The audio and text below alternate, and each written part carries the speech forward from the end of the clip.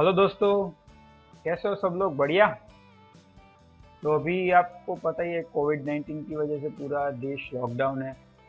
और जो ऑलरेडी हमारे पास लिक्विडिटी क्राइसिस चल ही रहे थे हमारे एनबीएफसीज के ऊपर। तो उससे क्या है कि जो फ्यूचर में जो लेंडिंग मार्केट है उसका ग्रोथ बहुत कम हो जाएगा, या तो शायद होगा भी नहीं, नेगेटिव ग्रोथ भी हो सकता है, क्योंकि उसमें डिफिकल्टीज है। उन डिफिकल्टीज को टैकल करने के लिए एक कोऑर्डिनेशन करके आता है। वो कोऑर्डिनेशन को को लेंडिंग भी बोल सकते हो। तो वो एक अपकमिंग लेंडिंग मार्केट के लिए बहुत बहुत फाइट मतलब बहुत बेनिफिशियल है। अब कोऑर्डिनेशन है क्या? सिंपल लैंग्वेज में अगर बोले तो जब बैंक और एक एनबीएफसी दोनों साथ मिलके कोई लोन देंगे, उसको बोलते हैं कोऑर्डिनेशन।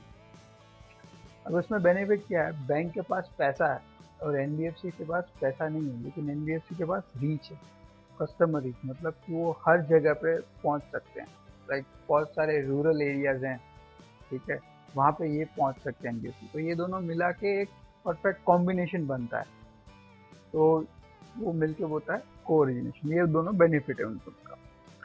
और आरबीआई का इसके वो रिलेटेड गाइडलाइंस भी इशू किए हुए है, और उसकी मैं लिंक इसमें डिस्क्रिप्शन में दे दूंगा। तो अगर किसी को पढ़नी है उसको तो जा सकता है, देख सकता है।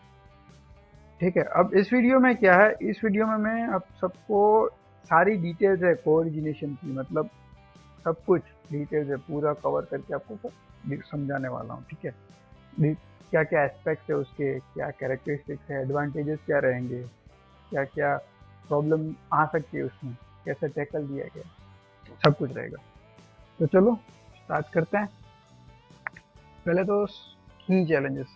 अभी क्या है, इंडिविजुअल मतलब इंडिविजुअल लेवल जो है उसके ऊपर, कॉर्पोरेट लेवल कोई भी कंपनी, सबको ग्रोथ चाहिए।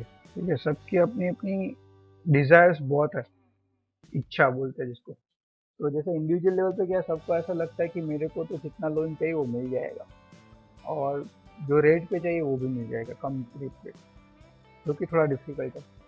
दूसरी चीज़, जो कॉर्पोरेट्स है, कंपनीज है बहुत सारी, उन सबको क्या है कि मतलब बैंक्स और एनबीएफसी की बात कर रहा हूँ इधर, उनको ऐसा कि उनका प्रॉफिट ईयर ऑन ईयर बढ़ता ही रहेगा, प्रॉब्लम नहीं आएगी। बट इतना वो डिफिकल्टी है, वो सब वो उसको अटेन करने में बहुत सारे चैलेंजेस आएंगे।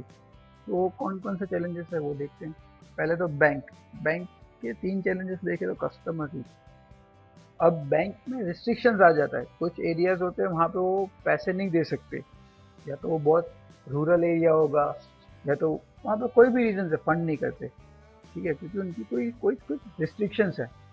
दूसरी चीज़, कस्टमर की डिमांड भी बहुत मतलब कस्टमाइज रहती है, कि भाई मेरे को ऐसा चाहिए, ऐसा नहीं चाहिए, वो चाहिए, ये चाहिए।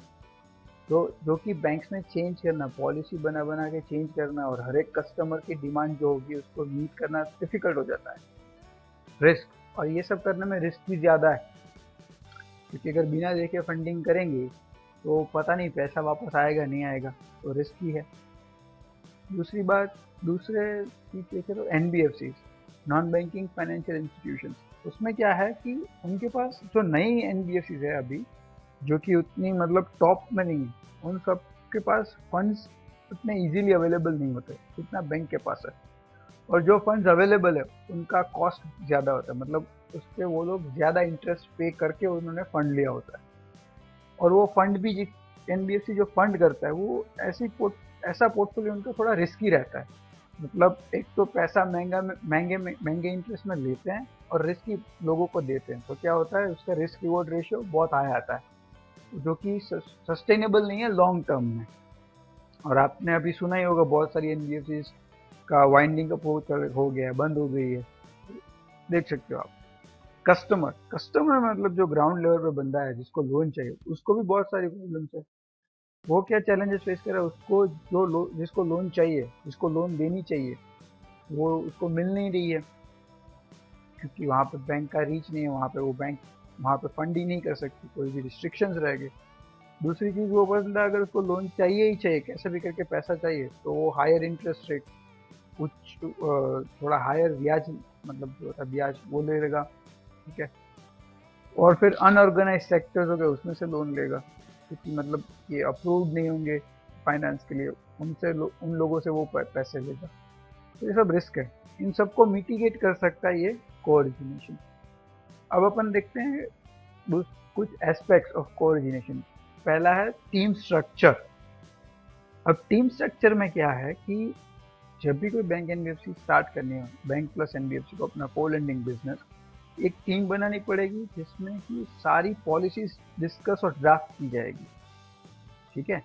प्लस उसमें और क्या है कि सभी एक्सपर्ट्स होने चाहिए सभी फील्ड के, जैसे बिजनेस वाला जो लोन लेके आने वाला है, फिर है क्रेडिट वाला जो अप्रेस कर रहा है, रिस्क जो रिस्क असेस करेगा, लीगल जो प्रॉपर्टी या फिर कोई भी कोलेट्रल है जो भी दे रहा है वो देखेगा, टेक्निकल, फिर ऑपरेशंस वाला चाहिए, और ये सब बाद में रिकवरी वाला भी चाहिए। अगर कोई डिफॉल्ट आ रहा हो पैसा कौन पे करेगा, तो ये सब एक्सपर्ट्स होने चाहिए, ठीक है। फिर है सोर्सिंग।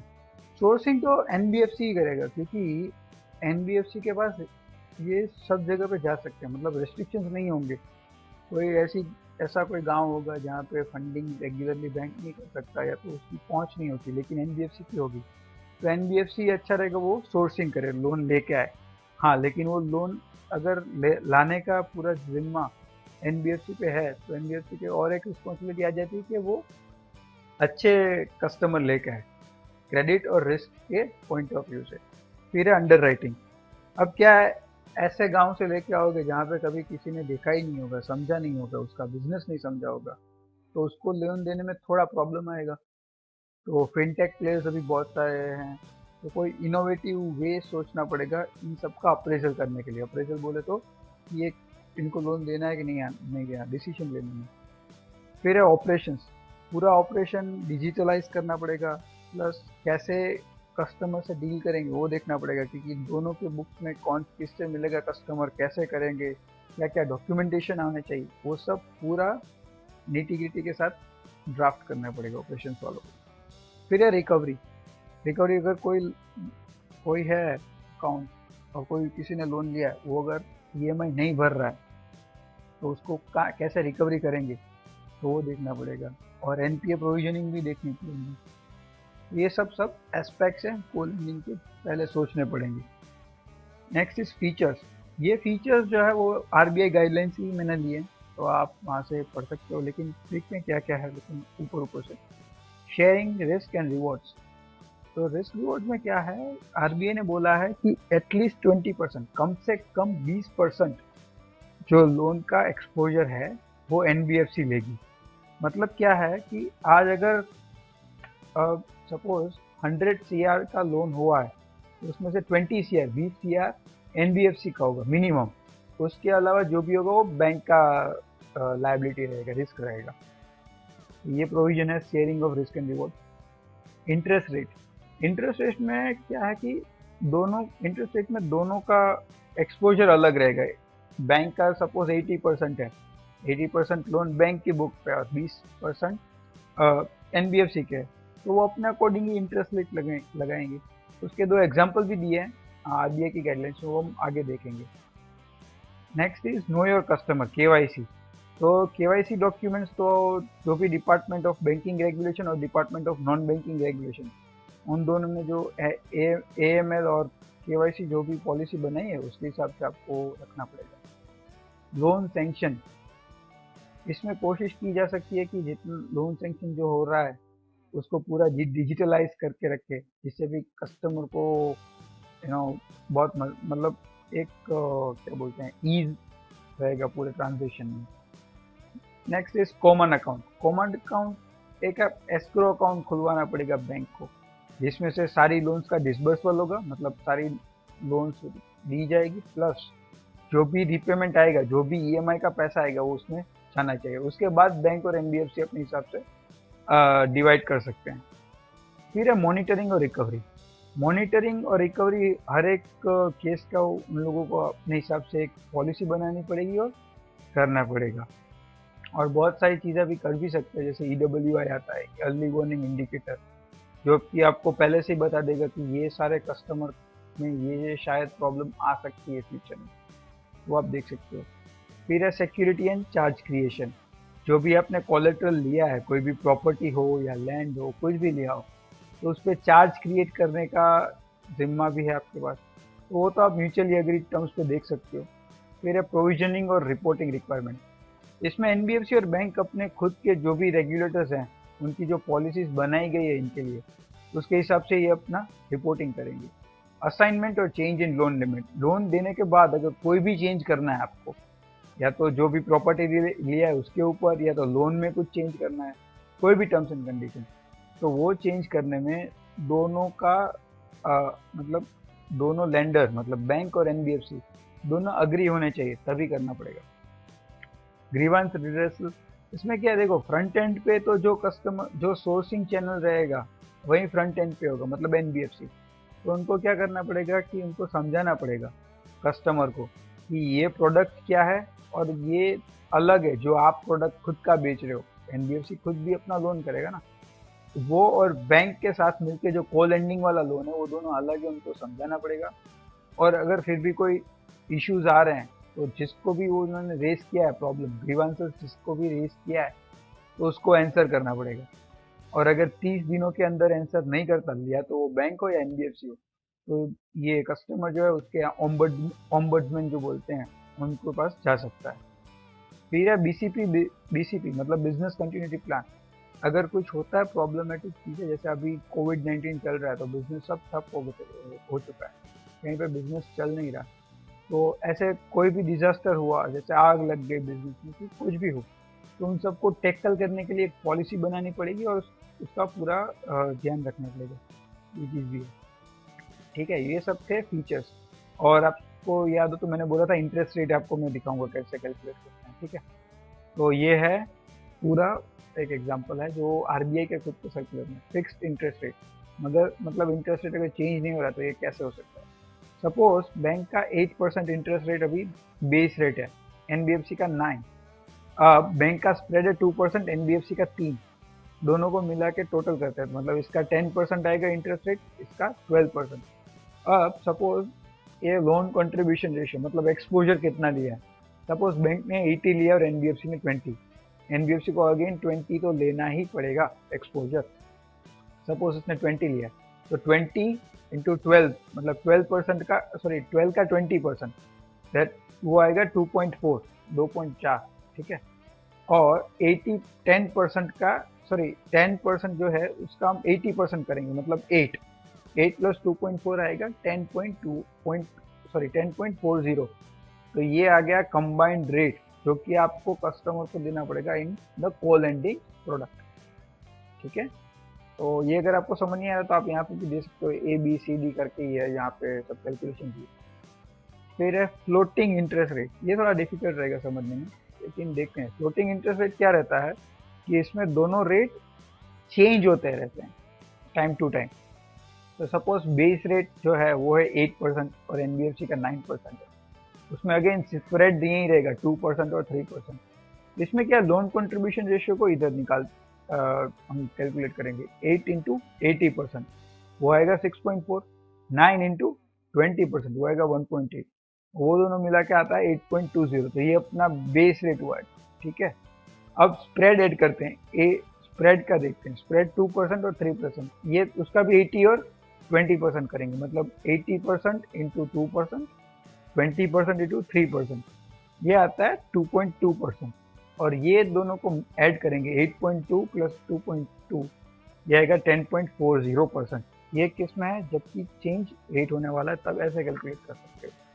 अब सपोज थोड़े टाइम के बाद जो भी रिन्यूअल साइकिल रहेगा, चेंज साइकिल या फिर रोलिंग साइकिल जो भी बोलो, तो रोलिंग साइकिल में इसका रेट हो गया, बैंक का कोई रेट चेंज हुआ नहीं, लेकिन एनबीएफसी का 1% से बढ़ गया, तो इसमें क्या आएगा, इसमें 0 प्लस 8 मतलब 8%, उसका 80% दैट वुड बी 6.4, अब इसमें 10% हो गया तो 1 प्लस 9, ये 10% हुआ, 10% का 20%, तो ये आ गया 2%, तो 6.4 प्लस 2 इज इक्वल टू 8.4, ये आपका बेस रेट चेंज हो गया 8.20 से 8.40, और ये 8.40 प्लस स्प्रेड तो सेम रहेगा क्योंकि स्प्रेड चेंज नहीं होता लोन टर्म में, तो ये स्प्रेड ऐड कर देते हैं 8.4 प्लस 2.2, तो वो गया 10.60।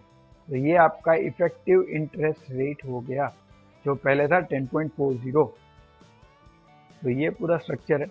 ये थोड़ा मुश्किल होगा समझने में, बट आप ये वीडियो अभी पॉज करके इसको देख सकते हो। जैसे एक्स से एक यहाँ पे सब दिया ही है, ए बी सी डी क्या है, ये एक्स है, ये ई है, Y and so on and so forth. आपको इजीली समझ में आ जाएगा। बट हाँ, ये दोनों इलिस्ट्रेशन जो है वो आरबीआई ने ऐसे मतलब एज ए इलस्ट्रेटिव पर्पस के लिए दिया है। मतलब कि अगर बैंक और एनबीएफसी कोई तीसरा तरीका लेके आते हैं जिससे वो रेट कैलकुलेट करेंगे, तो that vote will be valid. ठीक है, चलो नेक्स्ट, एडवांटेजेस। तो ये सब समझने के बाद इसका बेनिफिट क्या रहेगा। पहले तो कस्टमर रीच बढ़ जाएगा, मतलब जहाँ पे पहले फंड नहीं होता था उस मतलब उस एरिया में, बहुत मतलब रूरल एरिया होगा तो कहीं पे गांव होगा जहाँ पे नहीं फंड होता है, वहाँ पे शुरू हो जाएगा। टैप न्यू कस्टमर सेगमेंट, नए कस्टमर सेगमेंट मिलेंगे, मतलब जहाँ पे उस टाइप के कस्टमर को कभी फंड किया ही नहीं होगा, उनको फंडिंग शुरू हो जाएगा। ठीक है, फिर है कस्टमाइज्ड ऑफरिंग, मतलब कि जो बैंक है वो ऑफरिंग कस्टमाइज नहीं दे सकता था, कस्टमर की डिमांड की वजह से चेंज नहीं कर पाता था इजीली। तो यहाँ पे एक नई डिमांड कर सकते हो, नए टाइप का प्रोडक्ट बना सकते हो, जिसमें कि आप जैसे भी कस्टमर की रिक्वायरमेंट होगी उसके हिसाब से। हाँ, वो है कि आप इंटरेस्ट चार्ज ज़्यादा चार्ज कर लोगे या तो प्रोसेसिंग फीस ज़्यादा ले लोगे इन केसेस में। फिर है एनबीएफसी का जो एक्सपर्टीज है, जो सोर्सिंग का, लोन लाने का और रिकवरी का, वो दोनों आप इसमें यूटिलाइज कर सकते हो। फिर है इंटरेस्ट रेट कम हो जाएगा, ब्याज दर। फिर है इजी एक्सेस टू लोन, सबको इजीली लोन मिल सकता है। ठीक है, फिर है लिक्विडिटी क्रंच, जो पैसे की प्रॉब्लम्स आती है बैंक एनबीएफसी को कई बार, तो वो भी टैकल हो सकती है। और इंक्रीज इन एयूएम, मतलब असेट अंडर मैनेजमेंट, जितनी भी लोन बुक है उसको आप बढ़ा सकते हो चैलेंजेस हटा के। और ये एनबीएफसी का जो लिक्विडिटी क्राइसिस है उससे भी बच भी सकते हो। और पूरी ज़िंदगी लोन जो आपने दिया होगा, पूरी ज़िंदगी तक वो लोन में आपका रिस्क शेयरिंग रहेगा। जैसे कि आज लोन लिया, कोई सपोज होम लोन लिया, तो होम लोन कई बार 20-20 साल के लिए होता है, तो पूरे 20 साल तक आपका जो है वो सिक्योर्ड रहेगा कि 20% एनबीएफसी भरेगा और 80% बैंक का है। फिर जो भी प्रायोरिटी सेक्टर लेंडिंग के टारगेट्स होते हैं आरबीआई के दिए हुए, वो सब खत्म हो सकते हैं बिकॉज ऑफ दिस। ठीक है, तो ये सारे हैं एडवांटेजेस ऑफ को ओरिजिनेशन। अब ये सब चेंज तो हो गया, आपने को ओरिजिनेशन अब समझ गए कि क्या है सब है, लेकिन उसको सच में जब इम्प्लीमेंट करने जाओगे तो बहुत सारी चीज़ें चेंज करनी पड़ेगी। उसमें सबसे बड़ी चीज़ है टेक्नोलॉजी, क्योंकि आज बिजनेस कोई भी रहेगा टेक्नोलॉजी की बिना चलेगा नहीं। तो टेक्नोलॉजिकल चेंजेस क्या क्या करने पड़ेंगे अगर इसको इम्प्लीमेंट, मतलब कौन कौन सी चीज़ें हैं जिसको आप छोड़ नहीं सकते। वैसे इंपॉर्टेंट टेक्नोलॉजिकल चेंजेस, पहला है डिजिटल कस्टमर एक्सपीरियंस।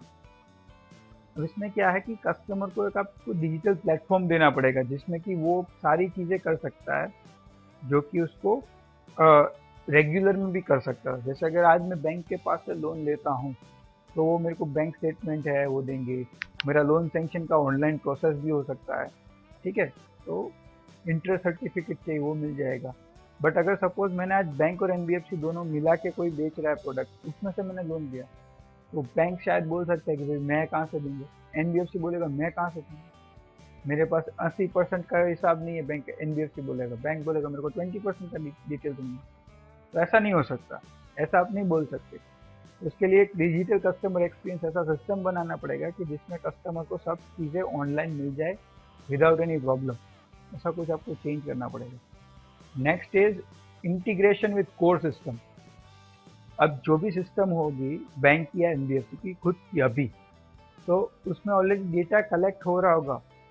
ठीक है, अब दूसरा ये जॉइंट लोन वाला जो डेटा है उसको भी उसमें डालना पड़ेगा। ठीक है, तो कैसे कर सकते, उसके लिए आपको चाहिए होगा मिडलवेयर, जो कि दोनों सिस्टम के बीच में रहेगा, और जो भी बैंक को डेटा चाहिए होगा बैंक के बुक्स बनाने के लिए, फाइनेंशियल अकाउंटिंग, वो सब ले सकते हैं इसके लिए। लेकिन बहुत रोबस्ट, बहुत ही अच्छा वाला, मतलब इतना सिक्योर्ड होना चाहिए मिडलवेयर, वो चाहिए होगा।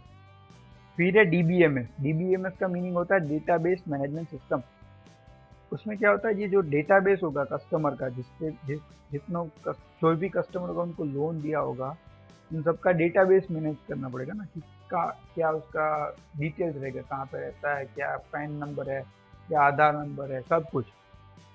तो वो सब डेटा, बहुत ज़्यादा डेटा कहाँ पे रखोगे, वो स्टोर करने के लिए डेटाबेस होता है, डेटाबेस मैनेजमेंट सिस्टम वो सब मैनेज करता है। तो वो रखना पड़ेगा, वो बहुत सिक्योर होना चाहिए, जो भी आरबीआई की गाइडलाइंस होगी टाइम के टाइम वो सब आपको फॉलो करनी पड़ेगी, और उसको बहुत सिक्योर रखना पड़ेगा, क्योंकि कल को अगर ज़रा भी डेटा बाहर निकला तो वो आपके रेपुटेशनल पे मतलब प्रॉब्लम आ जाएगी, और गोइंग फॉरवर्ड लोन लेने में भी प्रॉब्लम, लोन देने में भी प्रॉब्लम आ जाएगी, क्योंकि रेपुटेशन ही नहीं रहेगा ना।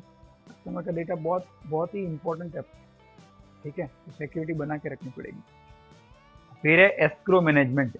अब एस्क्रो अकाउंट जो मैंने पहले डिस्कस किया था आपके साथ, तो एस्क्रो अकाउंट एक होता है जहाँ पे बैंक और एनबीएफसी पैसा डालेंगे, और उसमें से बाद में वो पैसा कस्टमर को देंगे एज अ लोन। फिर कस्टमर जो रिपेमेंट करेगा वो वापस से एस्क्रो अकाउंट में आएगा, और वो एस्क्रो अकाउंट में से बैंक और एनबीएफसी को पैसा वापस मिलेगा।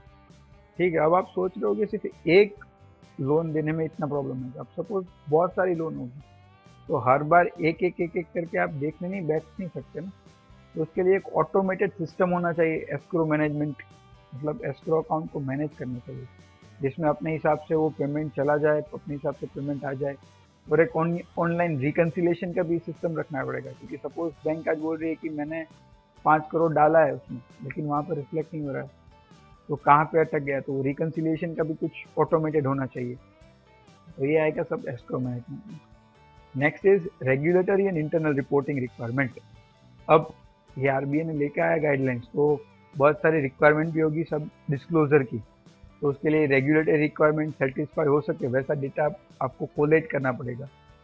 तो ऐसा सिस्टम बनाना पड़ेगा जो डेटा ऐसा रिपोर्ट जनरेट कर सके उस डेटा में से।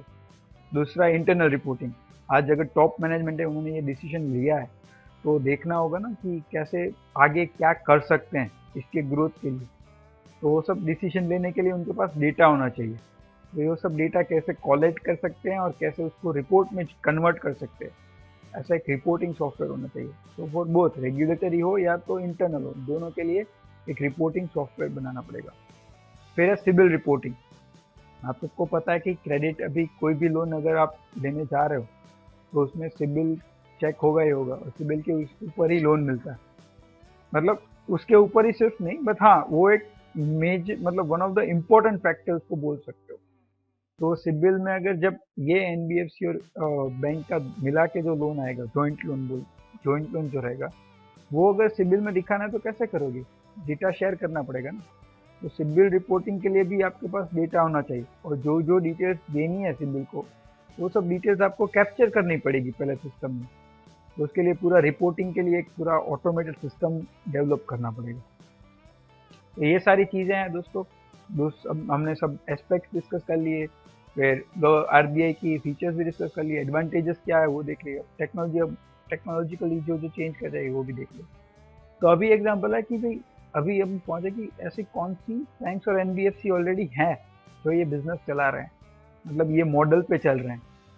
देखते हैं एग्जांपल। अभी एडलवीज है, उनका ऑलरेडी टाई अप है एसबीआई के साथ, सेंट्रल बैंक के साथ, bank of Baroda, I think Punjab national के भी साथ भी है।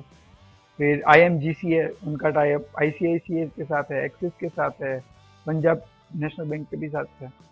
और फिर एसबीएफसी करके एनबीएफसी, उसका टाई अप सिर्फ आईसीआईसीआई बैंक के साथ ही है। तो ये सब टाई अप्स हैं।